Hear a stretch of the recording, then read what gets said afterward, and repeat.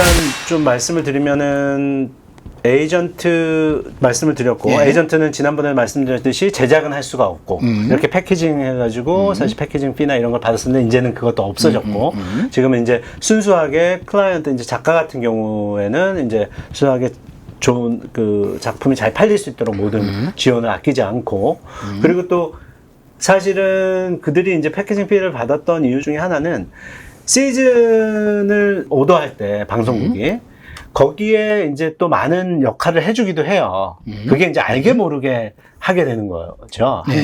어떻게 보면. 뭐냐면은 작품이 다음 시즌으로 넘어갈 때 예를 들어서 이제, 그때 말씀드렸지만 이제 방송 시간대 네. 이런 것들의 차이도 있고 네. 그리고 또 하나는 그 시청률 자체가 잘 안 나오는데 사실은 많은 사람들이 좋아하고 있다.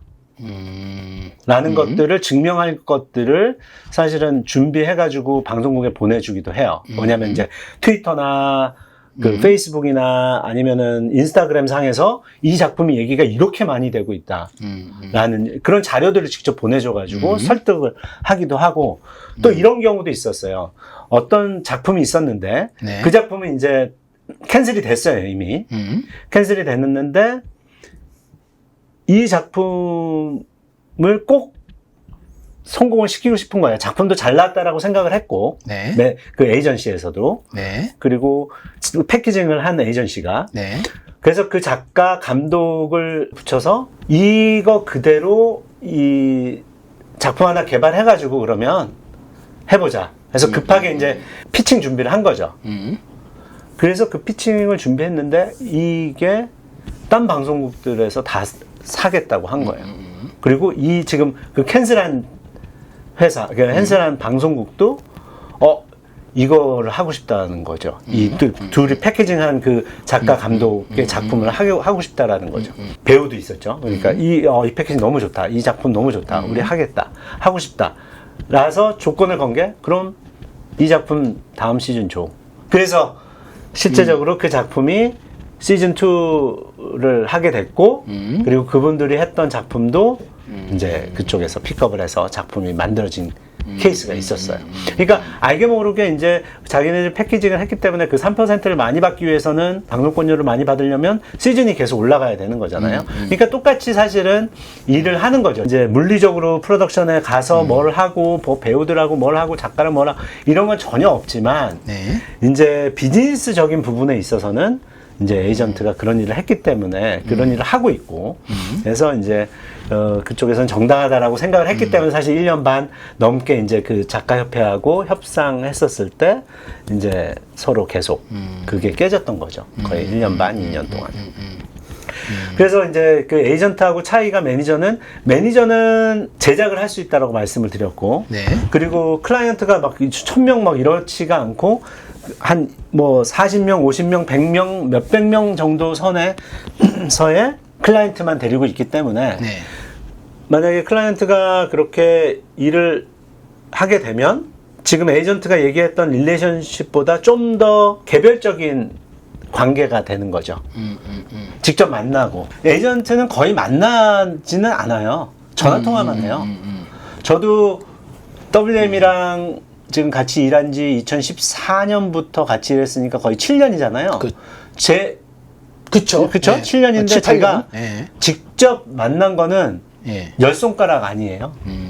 그러니까 만나기보다는 전화통화를 주로 하는 거고 그 대신 매니저는 거의 뭐 셀 수 없이 그냥 굉장히 자주 만나죠. 매니저는 왜냐면 정말 이 친구의 이 작가나 감독이나 뭐 배우의 커리어를 어떻게 갈지를 쭉 펼쳐 놓고 어떻게 가겠다. 이번 단계에서는 이런 작품을 하는 게 좋겠다. 배우의 경우에 이런 작품을 하는 게 좋겠다. 이런 대본이 왔는데 한번 읽어봐. 근데 이건 좋은 것 같아. 또는 이 배우가 야 나는 사실은 이런 작품을 찾고 있어.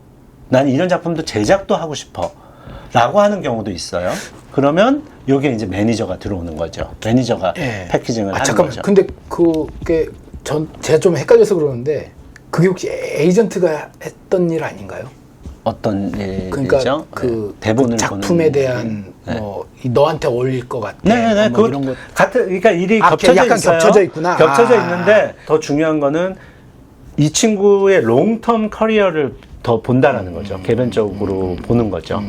좀 더 그러니까 매니지먼트 한국에서 매니지먼트 있잖아요. 배우 네. 매니지먼트 그렇게 조금 더 가까이에서 일을 하는 사람들인 거예요.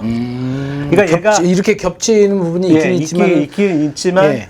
이 친구가 예를 들어서 나 이런 내가 이런 대본을 봤는데 이거 너무 좋은데 내가 출연도 하고 싶은데 나 같이 제작을 해보는 건 어때?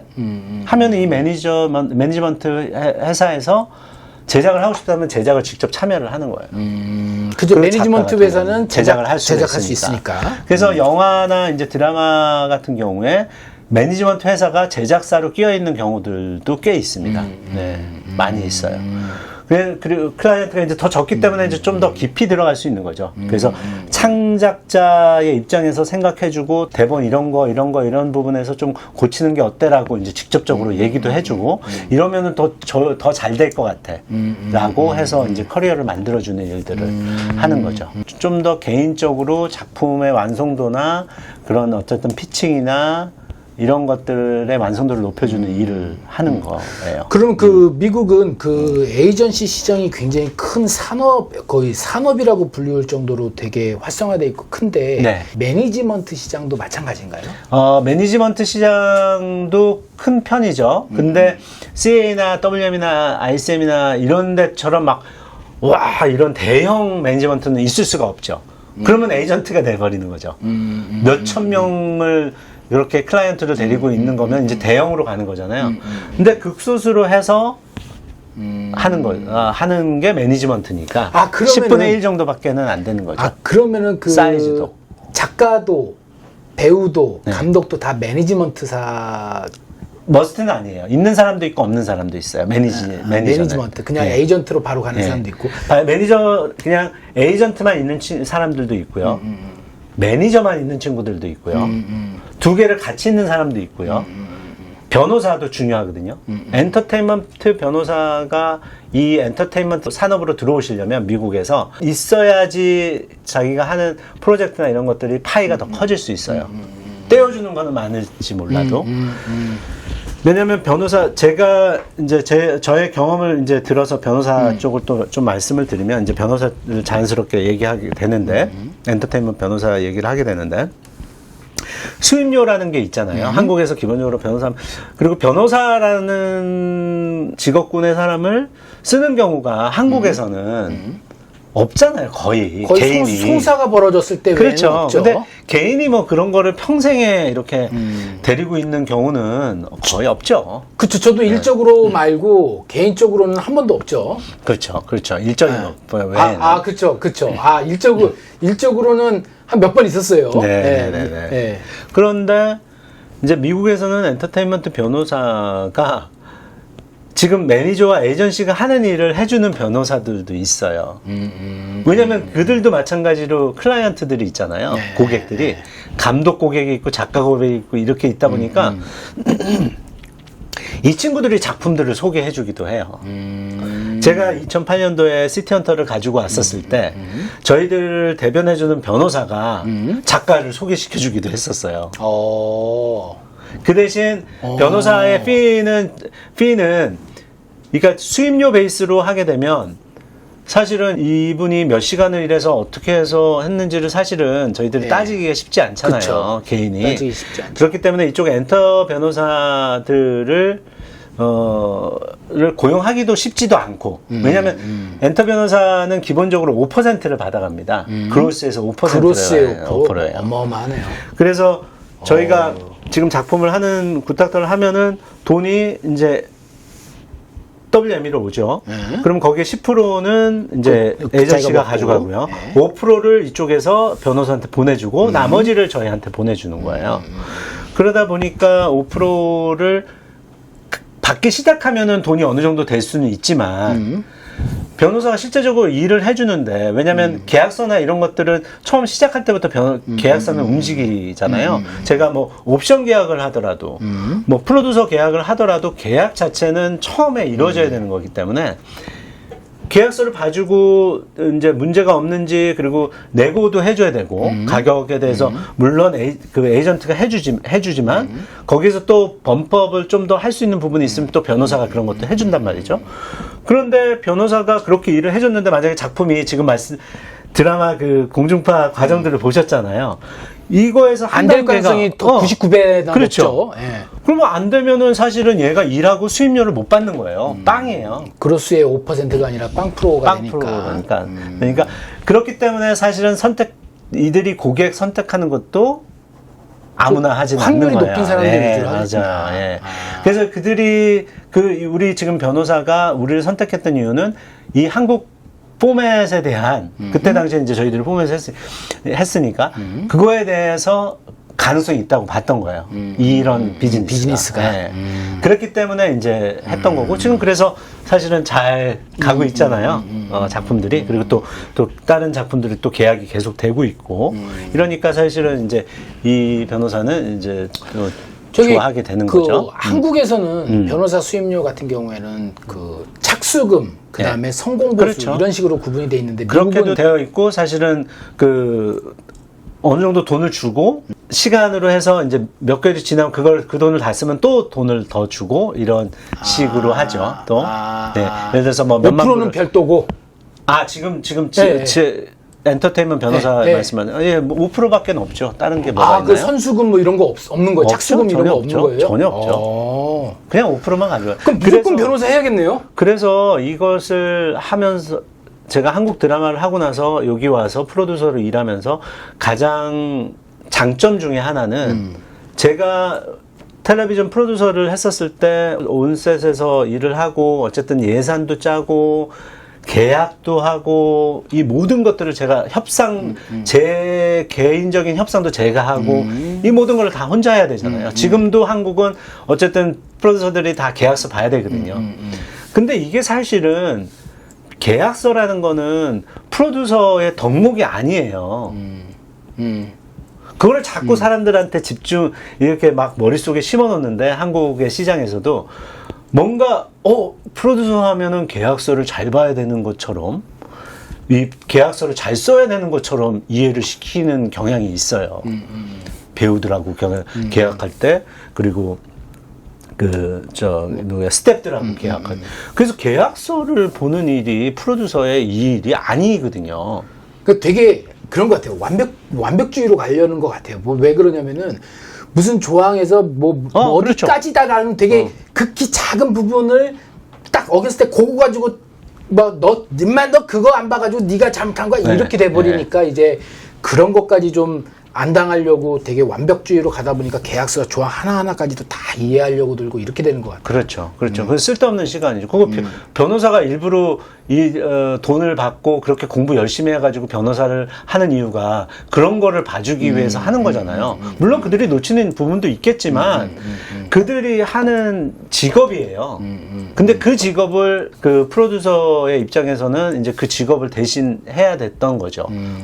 그러니까 프로듀서뿐만이 아니죠. 사실 드라마 매니지먼트 회사들도 배우들 계약서 다 보잖아요. 그래서 매니저의 덕목이 계약서를 잘 보는 것 중에 하나이기도 했던 거죠. 사실은 이런 것들이 있었기 때문에 제가 이제 협상과 이런 모든 것들과 또 저의 개인적인 협상과 그리고 그 계약서를 막 봐야 된다라는 그 심리적 부담감과 이런 거를 다 떨쳐버릴 수 있었기 때문에 좋았죠. 왜냐면 에이전트가 알아서 협상 얘네들이 10%를 받아가지만 내가 10,000불 받을 거를 20,000불을 받게 해주고 10% 가져가면 제가 저한테 그냥 제안이 들어온 게 10,000불인데 제가 올려봤자 12,000, 한국적인 또 심리가 있잖아요. 얘가 10,000불 했는데 15,000불 정도 해볼까? 이런 식으로 할 수 있는데, 그렇죠. 50,000불! 이렇게 할 수 있는 사람이 이제 변호사인 거잖아요. 변호사 에이전트인 거예요. 그러면은 얘네한테 10% 떼어주고 얘한테 5% 떼어주더라도 원래 내가 받는 것보다 더 많이 받게 하는데 굳이 그게 아까울 이유가 없어지는 거죠. 거기다가 선수금이나 착수금도 없으니까. 네. 거기에 또 플러스가 뭐냐면 나는 내가 하고자 하는 것만 집중하면 되고 크리에이티브만 집중하면 되고 기획개발만 집중하면 되는 거예요. 그러면 무조건 변호사 해야겠네요. 무조건. 그렇죠. 근데 네. 사실은 그런데 중요한 거는 그 변호사가 자기 클라이언트도 받아주느냐가 또 한 가지 맹점 중에 하나예요. 너가 쓸데없이 공수 들어가니까. 그렇죠. 그들의 입장에서는 그러니까 5%를 나중에 만들어지면은 받는 거기 때문에 잘 아리까리한데 잘 모르겠는데 하는 사람을 자기의 클라이언트로 하진 않죠. 고객으로 영입을 하진 않아요. 또 그렇다고 해서 변호사를 쉽게 또 구할 수는 없습니다. 근데 배우들의 입장에서는 그렇지는 않죠. 또 배우들은 사실은 이제 출연이 되고 출연을 하게 되면 일단은 딱 돈이 들어오게 될 수 있으니까 그 배우들은 또 쉬운 편인데 저희 같은 이제 프로듀서의 변호사는 좀 쉽지 않다라는 말씀을 드리는 거예요. 예, 아무나 해주지 않는다라는 거, 쉽지는 않다라는 거, 고용하기가 변호사를 그런 부분에 있어요. 그런데 이 변호사가 그래서 지속적으로 어찌됐든 이제 딜에 대한 부분들 그리고 이제 저희들이 물어볼 수 있는 사람이 하나가 있는 거죠 중간에 이제 계약이 오는데 이제 조항들을 설명을 해줘요. 계약서가 오면 그래서 이런 거는 이런 걸 얘기하고 이런 걸 얘기한다 그리고 이런 조건들로 왔다 라고 얘기를 하고 뭘 얘기하냐면 자 근데 내가 볼 때는 요까지 그 콜에는 변호사 에이전트와 저희가 이제 같이 콜을 해요. 그러면 이제 계약서에 대한 걸 리뷰를 변호사가 해주면 이제 에이전트 또는 변호사가 이거는 여기까지 한번 던져볼 수 있다라고 얘기를 해주는 거죠. 그리고 기간은 이렇게 줄여준다거나 뭐 늘려야 되는 거는 늘려야 된다거나 줄여야 되는 거는 줄여야 된다거나 이렇게 얘기를 해줍니다. 그러면은 오케이 그렇게 해보면 좋을 것 같아요라고 얘기를 하면 그렇게 이제 변호사가 그쪽에 이제 카운터를 하는 거죠. 무조건 오퍼가 오고 카운터가 가고 또 그거에 대한 카운터가 가고 그건 계속 실행이가 되고요. 그리고 계약서 미국에서는 숏폼을 먼저 하고 롱폼으로 넘어가요. 그래서 기본적인 여기서는 이제 딜 클로즈 됐다라는 표현을 쓰거든요. 딜 클로즈드라고 하면 숏폼 전에 기본적인 조항들이 있어요. TV 쪽을 하면 예를 들면 이제 뭐 프로듀서비가 얼마니, 뭐 기간은 얼마니, 중요한 것들 위주로, 예, 중요한 거 위주로 뚝뚝뚝뚝 블랙 포인트로 이메일로 한 그런 조항들이 딱 오면 그거에 대해서 숫자적인거나 기간적인거나 이런 것들이 다 맞아지면 이메일로 오케이 이거 받아들이겠습니다라고 하면 그 이메일이 딜 클로즈라고 돼요. 그러면은 이제 실제적으로는 계약들이나 이런 것들이 만약에 옵션 계약이라고 하면 이건 판권자들의 얘기인데 옵션 계약이라고 하면 딜 클로즈가 돼서 하면은 그 일정 비슷한 부분에서 이제 계약들이 진행이 시작이 된다라고도 볼 수가 있는 거예요. 저게 그 하나 궁금해서 그러는 건데 네. 예를 들어서 네. 뭐 출연료가 10만 불이야. 네. 그리고 뭐 1년 동안이고 뭐 어쩌고저쩌고 이렇게 돼 있어요. 그랬을 때 변호사가 그 배우의 요청에 따라서 10만 불이 아니라 50만 불 혹은 100만 불 하고 그냥 튀겨봤어요. 네. 그랬더니 그쪽에서 우리는 그렇게는 못하겠습니다라고 했을 때 그러면은 12만 불로 할게요. 이런 식으로 해도 되는 건가요? 만약에 이게 통용이 된다면은 무조건 진로구 보고 해야 되는 거라서. 그래서 그 숫자에 대한 거는 그래서 에이전트하고 변호사가 있는 거죠. 걔네들은 지금 이런 딜들을 엄청 많이 해봤잖아요. 그래서 얘네가 어느 정도 선까지 또 한번 던져보면은 얘네들이 가능하다라는 걸 얘네들은 아는 거죠. 지금 얘기한 것처럼 10만 불 오퍼 제한이 뭐 10만 불이 왔는데 100만 불 할 거를 10만 불에 보내지는 않아요. 일단 기본적으로. 기본적으로. 근데 한 2, 3만 불 할 거를 만 불에 보낼 수는 있어요. 그 정도까지 룸이 있는데도. 그러면 얘네들은 5만 불까지는 부를 수가 있죠. 근데 불렀다고 해서 이게 딜 브레이크가 되는 게 아니에요. 왜냐면 이건 어쨌든 하고 싶어서 오퍼를 한 거잖아요. 그렇죠. 그래서 5만 불을 던지면 얘네들이 그러면은 2만 불에 하자. 2만 불은 어떠니? 라고 던지죠. 그리고 기간이나 이런 거. 아니면 숫자에 대해서 변동이 없어지면은 또 다른 것들에 대해서라도 꼭 뭔가는 받아내죠. 그게 없는 협상은 없어요. 그 딜의 그 적정성을 알기 위해서라도 네. 에이전시가 필요하고. 그렇죠. 에이전시와 변호사가 필요하죠. 그래서 적정선에서 계속 왔다 갔다 할 거 아니에요. 그럼 더 이상 못 올라가는 지점이 무조건 올려요. 100% 올린다라고 보시면 됩니다. 처음에 오는 오퍼는 무조건 올리라고 오는 오퍼라고 보시면 돼요. 그렇죠. 상대방에서도 여기서 이렇게 되니까. 네, 한국에서의 계약 개념은 보면은 던지면 나 안 해. 이거 뭐야? 날 무시하는 거야. 이런 경우들이 너무 많아요. 제가 이제 지금까지 많이 봐왔는데요. 네. 딱 던지면 자존심 상해 하세요. 또 던져. 그래서 항상 오기 전에 말씀을 드려요. 왜냐면 판권자들이나 이런 분들은 당황할 수가 있다는 걸 전 너무 잘 알기 때문에 처음에 오는 숫자는 그냥 무시하셔도 됩니다. 그거에 대해서 어쨌든 미국의 계약은 어쨌든 협상을 하기 위해서 시작되는 오퍼이기 때문에 걔네들이 일반적으로 보내는 숫자를 항상 먼저 보내기 때문에 그거에 놀라지 마시고 그거에 대항해서 어디 또 한번 이제 어쨌든 협상을 하시면 됩니다라고 말씀을 드려요. 그러면 예를 들어서 10,000불, 50,000불을 받을 수 있는 거를 10,000불에 보낼 수 있어요. 진짜로. 진짜로. 그러면 그거에 당황하지 않고 이제 대처를 해야 되는데 그런 거에 있어서는 이제 변호사가 꼭 필요한 거죠. 그리고 이제 에이전트나 이제 변호사 쪽에서는 이제 이게 더 이상 못 올라갈 거다라는 걸 알아요.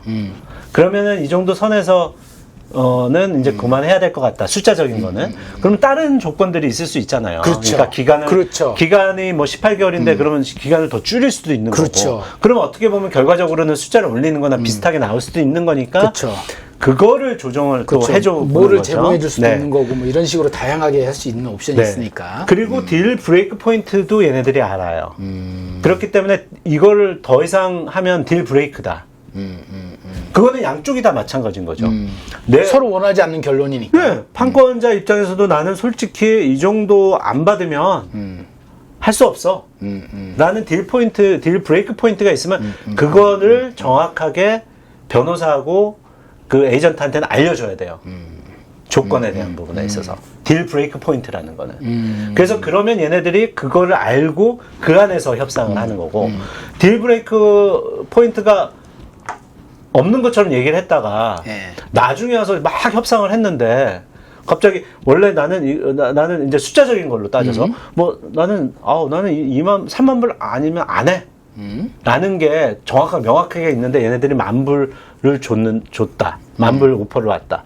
그러면은 30,000불 이하면 난 무조건 안 할래라고 판단이 쓰고 회사에서도 모든 게 그렇게 판단했었으면 정확하게 에이전트나 변호사한테는 얘기를 해줘야 된다는 얘기죠.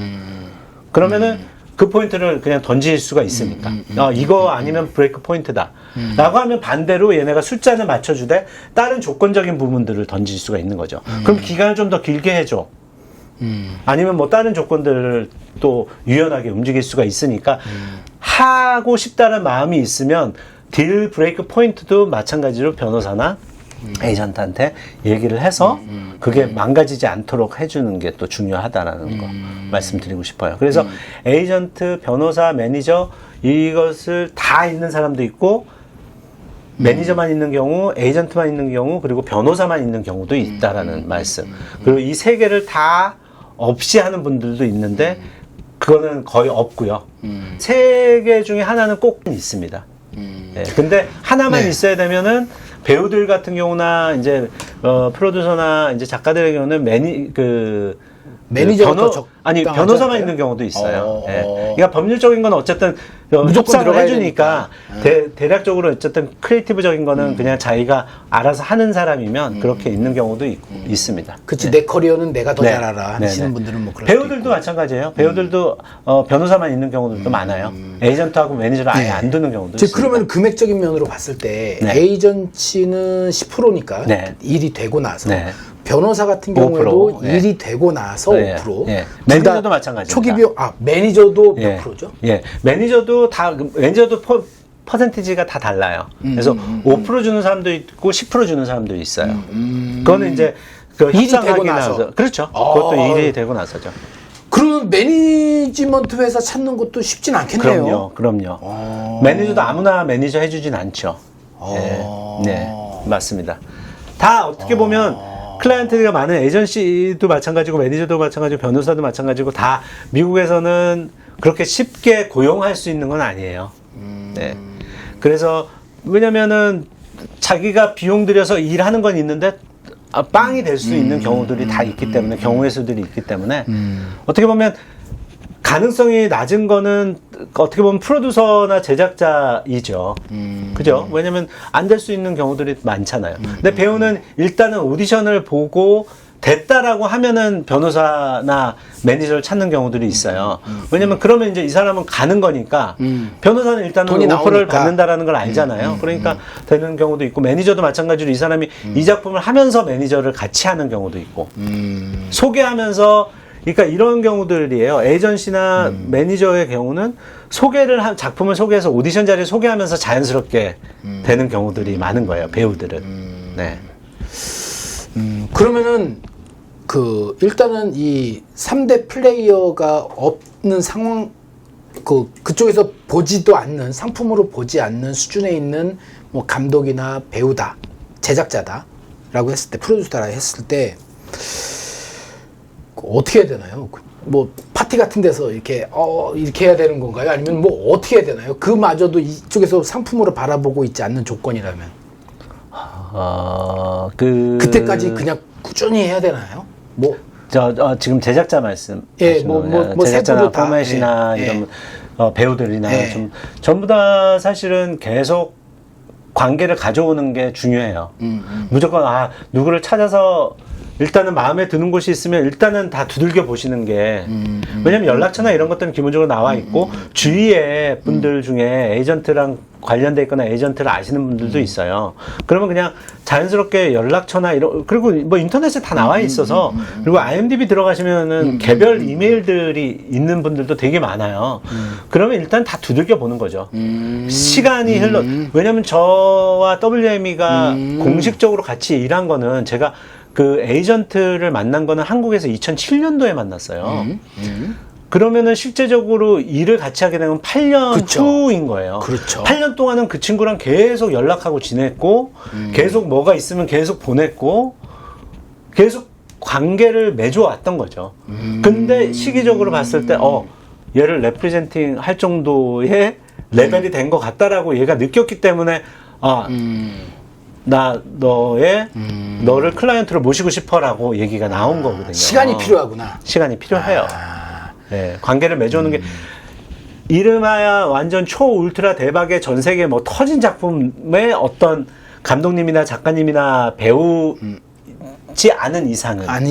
네. 근데 그런 분들은 극소수고 대부분이 그렇죠. 다 잘 모르는 그렇죠. 분들이 될 거 아니에요. 그런 분들은 맨땅에 헤딩하는 수밖에 없어요. 근데 그 맨땅에 헤딩을 그나마 덜 아프게 해드리기 위해서 지금 이 시간을 갖는 거고요. 그렇죠. 너무 막막하니까. 네. 막 진짜 에이전트도 매니지먼트도 네. 변호사도 다 안 만나주고 상품성이 모르겠어. 난 너의 셀링 포인트가 뭔지 모르겠어. 이해도 못해. 네. 그랬을 경우에 내가 할 수 있는 방법은 그냥 거기서 포기하고 그러면 나는 파티장에서 유력 인사를 만나야겠다 해가지고 막 파티장 가가지고 막 명함 돌리고 막 이게 아니라. 그것도 필요할 수 있죠. 그것도 필요하지. 그것도 필요하지만은 네. 기본적으로 시간을 두고서 계속 내가 어디 오디션 봤다, 뭐 어디 뭘 어떻게 했다, 이렇게 어디 지원했는데 너 잘 있니? 계속해서 귀찮게 해야 돼요. 귀찮게 계속 하면은 몇 년 후에라도 너의 셀링 포인트가 이건 것 같다고 이해했어. 이렇게 해가지고 또 관계가 또 새롭게 시작되고. 그렇죠. 그렇죠. 시간이 오래 걸리네요. 진짜 시간이 오래 걸리죠. 벼락스타나 뭐 이렇게 되는 게 아닌 것 같네요. 그럼요. 시간을 두고 그 사람들과 관계를 갖고 그리고 계속해서 두들리지 않으면 문은 절대 안 열려요. 네, 그러니까 절대. 예를 들어서 또 이런 것도 있잖아요. 뭐 세계적으로 대박을 친 드라마의 PD라면은 뭐 모르겠지만 그렇지 않고 그냥 이쪽 사람들이 모르는 한국의 무슨 드라마의 프로듀서였어. 근데 미국에 진출하고 싶은 그 작품을 가지고 더더욱이나 더 모르죠. 그러려면은 그거 가지고 여기서 만약에 관심을 못 받았다면은 그 단계에서 포기하는 게 아니라 계속 내가 또 한국에서 또 이런 작품도 했어. 계속 알리고 관계를 해서 이 사람들이 눈으로 봤을 때까지 성장을 해줘야 그때부터 이제 열린다. 그렇죠. 그래서 단순간에 지금 이 방송을 보시고 나서 나는 한 번에 그러면 들어갈 수 있겠구나가 아니라 사실은 그만큼 벽이 높다라는 말씀을 드리는 거예요. 근데 그 벽을 넘어가시려면 어쨌든 노력을 해야지 된다라는 말씀을 드리는 거고 수도 없이 문을 두들겨야 된다는 말씀을 드리는 거고 그만큼 자신의 그 노력이 필요하다라는 거죠. 지금 이 엔트리 레벨 분들한테 꼭 필요한 거죠. 지금 그런 거를 대행해 주는 업은 없나요? 그런 거를 대행해주는 에이전시?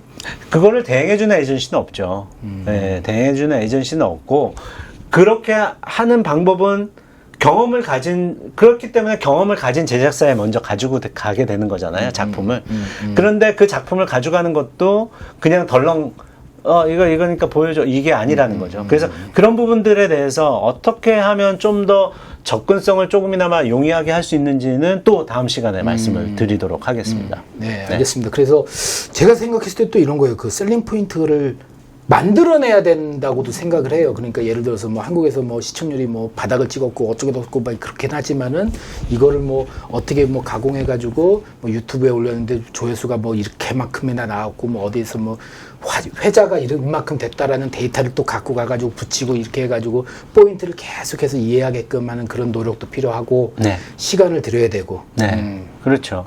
계속해서 문을 두들기지 않으면 안 열려요. 특히 미국 시장이 네. 기회가 분명히 있는 나라임에는 분명한데 자신이 움직이지 않으면 0.0001mm도 움직이지 않는 곳이에요. 미국 시장은. 그래서 그 부분에 대한 얘기들, 그리고 또 제가 경험하면서 미국의 정서가 있잖아요. 네. 사람들의 정서.